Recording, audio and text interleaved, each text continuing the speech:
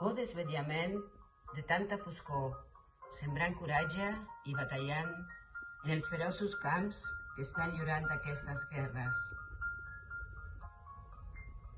És Sant Jordi el cavaller i el seu corser en ombra, la llança de la qual doblegarà les bèsties?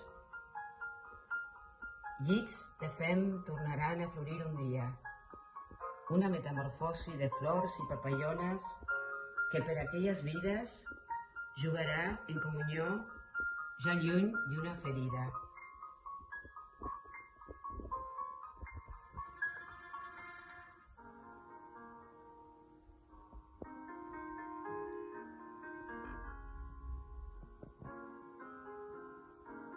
No hi ha roses sense espines, un gust agredolç i amarg alhora. Benvinguda primavera, estem a la vostra mercè.